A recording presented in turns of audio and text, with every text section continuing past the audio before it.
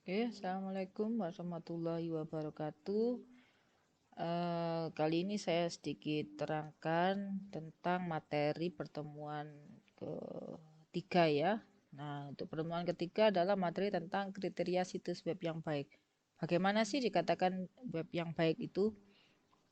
Eh, saya nggak bilang situs web yang benar ya, karena benar itu apalagi sekarang berhubungan dengan eh, apa ya? Web design berhubungan dengan look dan feel itu tidak ada yang benar karena ini berhubungan sama ada yang bilang rumus relativitas ya relatif orang satu menganggap benar orang lain belum tentu benar ya, itu ya. Nah tapi kita bisa mengatakan sebuah situs itu dianggap baik itu lebih bisa diterima ya. Nah dari sini dari buku untuk saya mendapat punya buku untuk menilai sebuah situs yang baik itu bagaimana penilaiannya apa saja tentang rekayasa perangkat web kalau nggak salah lupa saya warnanya hijau siapa yang mengarang lupa saya juga lupa juga gitu ya sudah lama ini saya ambilnya. Nah kriterianya adalah sebagai berikut. Yang pertama usabilitas atau usability tentang kualitas user interface-nya. Kemudian sistem navigasi, ini berhubungan dengan struktur di dalam websitenya itu. Kemudian graphic design, nah ini berhubungan dengan user experience-nya ya, berhubungan dengan uh, isinya ya. Oh, sorry, berhubungan dengan visualnya.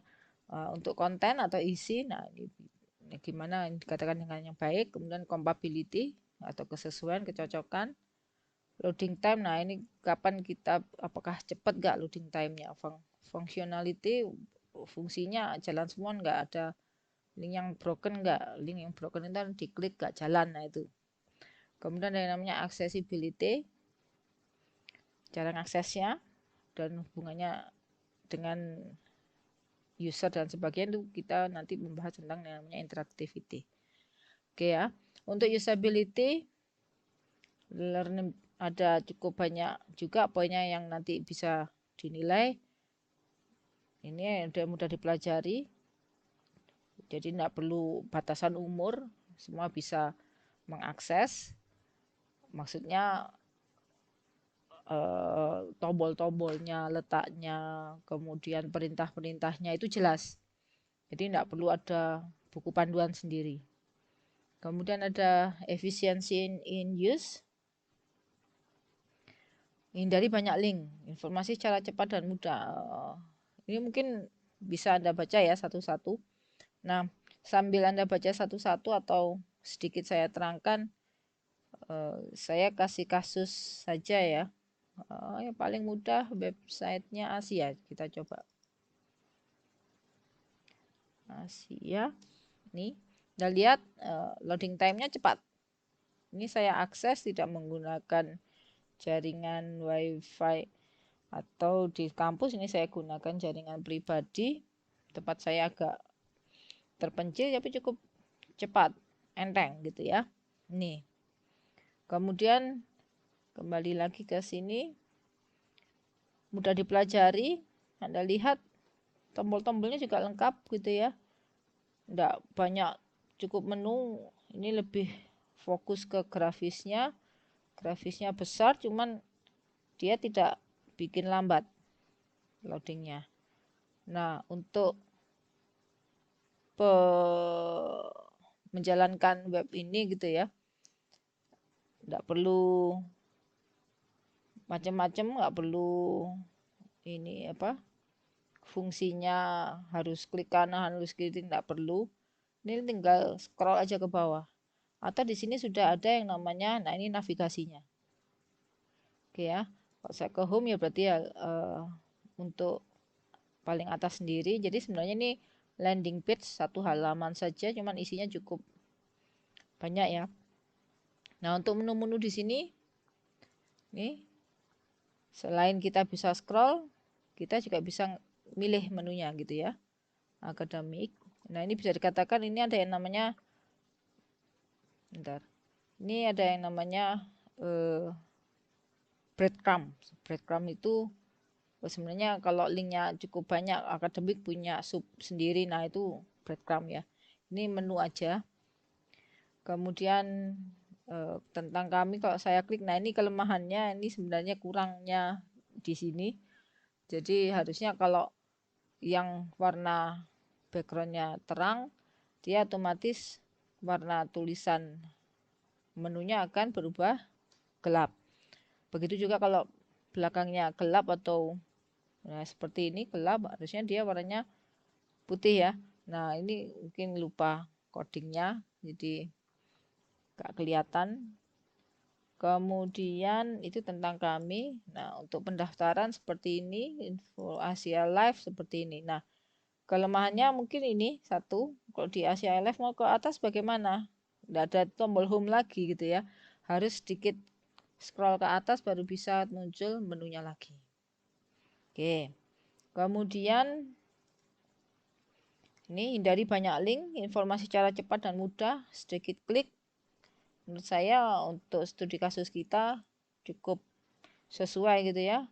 Kalau langsung ke Facebooknya bisa, ke Instagramnya bisa, langsung ke Twitternya dan seterusnya sudah diwakili dalam satu halaman ini.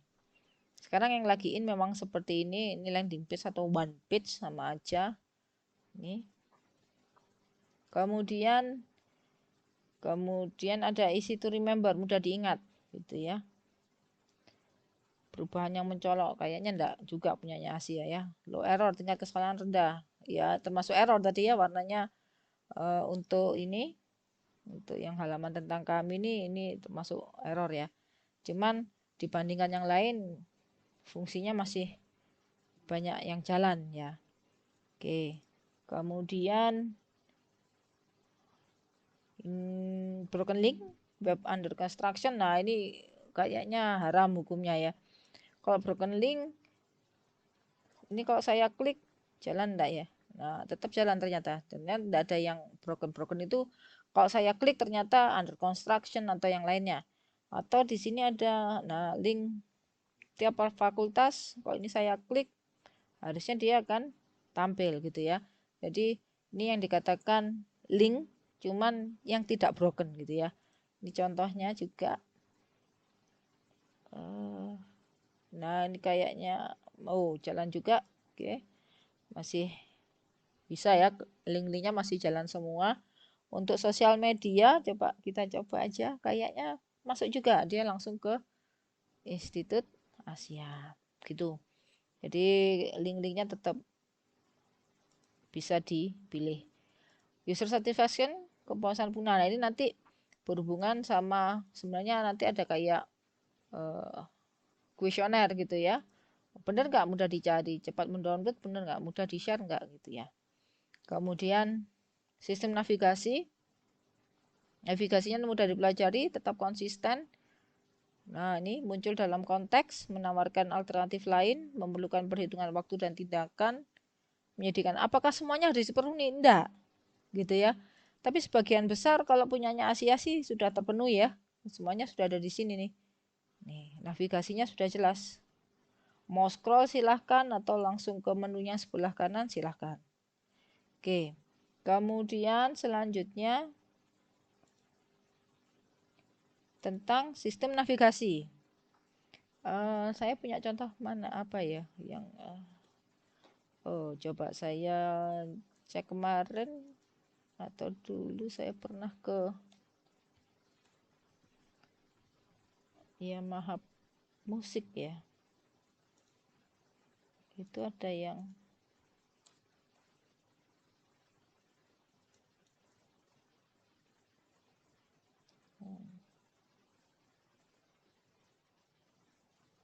coba yang ini.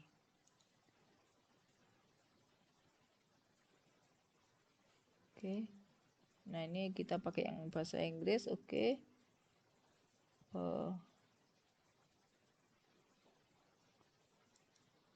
Oke ya. Nanti berhubungan sama kemarin nih. Oke, nah ini yang dikatakan breadcrumb. Jadi saya sebelumnya mulai awalnya home gitu ya. Kemudian saya ke menu produk, kemudian baru ke alat musik, baru ke drum. Misalnya kalau saya klik salah satu titel produknya ini. Oke, nah ini Anda lihat ternyata ini breadcrumbnya juga cukup jelas. Misalnya kalau saya ingin kembali ke alat musik gitu ya, saya tinggal klik saja. Ini namanya, ini yang dinamakan dengan breadcrumb gitu ya, remahan roti. Kalau masih ingat semacam cerita waktu kecil dulu gitu ya, seorang anak kakak beradik kalau tidak salah ke hutan, biasanya sama orang tuanya ditaruh ke hutan atau gimana gitu ya supaya kembali lagi mereka menebarkan remahan roti gitu ya. Menebarkan rotinya terlalu banyak ya. Ya remahan roti dikit-dikit gitu ya. Akhirnya dipatuk sama burung itu ya. Oke, kembali lagi ke topik. Ini untuk sistem navigasinya, oke ya. Konsistensi. Kalau perlu buat breadcrumb, kalau link Anda ada link ini nanti klik ke sini. Kalau punyanya Asia sih tadi enggak terlalu dalam ya. Maksudnya kalau sudah di sini ya di sini aja satu halaman ini. Tapi kalau punyanya yang Yamaha ini cukup dalam karena mereka mempunyai produk yang cukup banyak. Nah, supaya nanti apa namanya? Disesuaikan dengan produk yang banyak biar enggak tersesat gitu ya. Nah, dan ini yang dibutuhkan dengan ini yang dinamakan dengan breadcrumb gitu ya, supaya tidak tersesat. Kemudian ada yang berhubungan dengan graphic design. Nah, ini perhatikan berhubungan dengan gambar. Biasanya yang digunakan adalah JPEG. Padahal sebenarnya kita punya format gambar lain, ada contoh PNG 24 bit gitu ya. Kemudian ada GIF. Nanti biasanya GIF itu biasanya berhubungan sama gambar yang bisa jalan-jalan yang sedikit animasi gitu ya. Kapan kita pakai JPEG, kapan kita pakai PNG gitu ya. Nah, terserah Anda waktu desainnya. Anda lihat semakin besar dan detail dan semakin halus pixelnya ya otomatis semakin besar filenya ya. Terus bagaimana supaya ini nanti waktu di load tidak terlalu besar? Kayak punyanya Asia ini sebenarnya besar. Gitu ya. Kalau saya download langsung, bentar. Ini saya kasih contoh saja.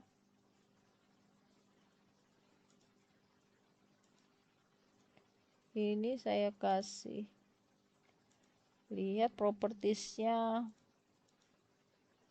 Oke ya, Anda lihat 1280 dimensinya, begitu juga otomatis pixelnya ya.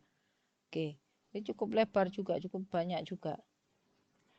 Kalau diperkecil saya takutnya, nah kalau ukurannya atau dimensinya diperkecil atau pixelnya dikurangi, waktu dimensinya saya perbesar gitu atau ukurannya width sama heightnya saya perbesar, ya akhirnya pecah. Jadi Anda sebagai konten kreator bisa dikatakan seperti itu untuk web gitu ya. Nah, saya sarankan bagaimana sih mengelola sebuah gambar supaya tidak berat-berat juga, tapi hasilnya baik gitu ya, tidak pecah. Nah, untuk jenis image untuk web seperti ini, GIF, JPEG sampai 24 bit gitu ya, PNG sampai 32 bit gitu. Ada kelebihan kekurangannya. Oke. Kemudian apakah bisa transparan atau tidak? Kalau JPEG nggak bisa ya, kalau PNG atau GIF masih bisa. Jadi kalau saya punya background supaya nggak hilang backgroundnya, nah keuntungannya ke apa? Kelebihannya dan kelemahannya gitu ya. Kemudian typical uses biasanya digunakan untuk apa? Untuk kartun memang biasanya berhubungan sama animasi ya. Bisa pakai GIF. Nah, kalau berhubungan sama gambar-gambar yang memang butuh detail, butuh pixel banyak ya Anda bisa pakai JPEG. Nah, kalau PNG juga sebenarnya bisa JPEG gitu ya, cuman bisa untuk transparan. Kebanyakan memang untuk yang paham supaya tidak berat juga banyak yang menggunakan PNG gitu ya. Nah, terserah Anda, kapan Anda pakai JPEG atau JPG atau Anda PNG, silakan. Nah, untuk konten, Anda kenali audiens, kayak di punyanya Yamaha tadi, audiensnya ya umum ya, semua siapapun, berbagai kalangan apapun, otomatis kontennya ya berhubungan sama produknya. Apakah di sini ada iklan kayak video iklannya? Kayaknya tidak ada ya. Nah, mereka punya menu sendiri untuk promosi. Gitu. Oke, nih. Kemudian untuk Asia, karena memang targetnya adalah supaya menarik calon mahasiswa, ya targetnya memang lulusan SMK, ya SMK, SMA, begitu. Atau dari perguruan tinggi lain, gitu ya. Nih. Kemudian, jadi untuk konten tergantung dari audiennya. Jaga konten tetap up to date, kebijakan yang jelas. Nah, ini berhubungan kalau produknya Anda banyak ya, saya harapkan ya memang up to date gitu ya. Oke. Kemudian compatibility. Ini jadi kecocokan ya. Kesesuaian bisa dijalankan di browser apapun, mau Microsoft Edge gitu ya yang sekarang baru itu. Kemudian Chrome mau dijalankan di Firefox. Jadi yang umum biasanya browser yang digunakan gitu ya. Atau browser sebenarnya kalau anak orang TI sih bisa buat browser sendiri. Nah, bisa enggak website yang kita buat di browser-browseran gitu seperti itu, browser Madein sendiri. Nah, itu bisa, harusnya bisa gitu ya. Nah, hati-hati dengan plugin. Yang sering adalah nanti mungkin pertemuan hampir terakhir saya berikan tentang plugin Bootstrap gitu ya. Yang umum saja, makanya saya pakai Bootstrap karena Bootstrap sudah sangat umum orang pakai untuk mendesain web. Plugin lainnya, nah itu cukup banyak sebenarnya plugin lainnya, nggak saya pelajari lebih dalam ya. Kalau yang JavaScript sebenarnya satu paket sama Bootstrap biasanya. Oke ya. Untuk loading time-nya ya seperti tadi, pertama kali waktu diakses untuk yang Asia cukup cepat ya. Untuk Yamaha sebenarnya butuh berapa detik sih tadi. Untuk iklan tadi masih agak. Nah, misalnya kalau saya klik karena udah pernah ngeklik yang tempat coba yang lain gitu ya. Nah, ini dia masih butuh waktu seperti ini. Oke. Kemudian kenapa manajemen apa table? Table itu apa sih? Table itu nanti berhubungan sama tampilan. Sebenarnya tampilan di web itu tidak berhubungan supaya rapi gitu ya. Kita menggunakan tabel.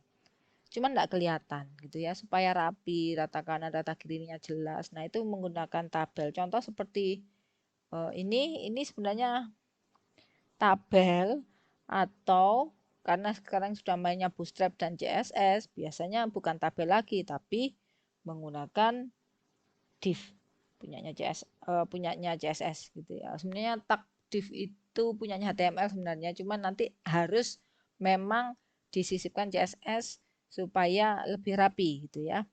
Nih. Apa itu ya nanti kita pelajari sambil jalan. Oke, oh sorry. Oke. Kemudian ada functionality.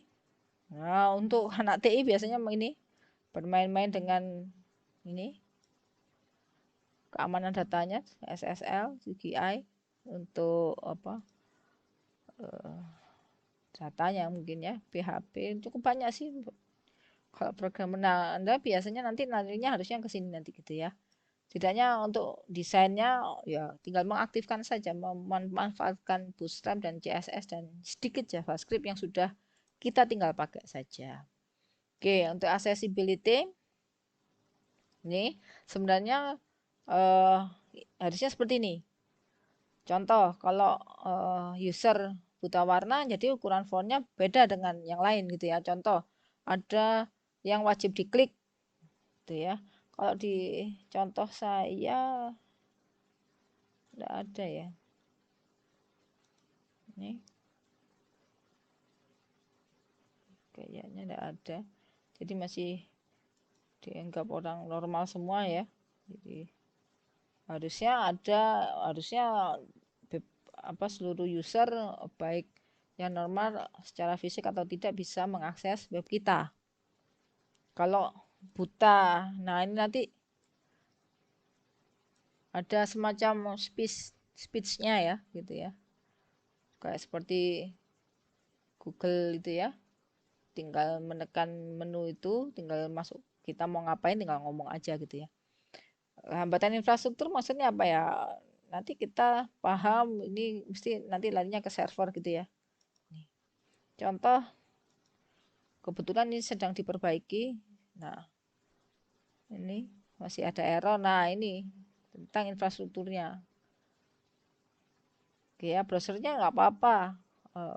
Cloudflare-nya nggak masalah. Ternyata hostnya sedang diperbaiki. Nah, itu yang nggak bisa diakses. Itu infrastrukturnya. Kemudian interaktif. Nah, ini. Nah, berhubungan dengan user experience nih. User experience-nya contoh punyanya Asia nih. Jarang lo menu sebelah kanan. Biasanya sebelah kiri atau paling atas gitu ya. Tapi kenapa kok akhirnya digunakan sebelah kanan? Ternyata ada tulisan sebelah kiri nih. Cukup besar, cukup memakan tempat. Oke.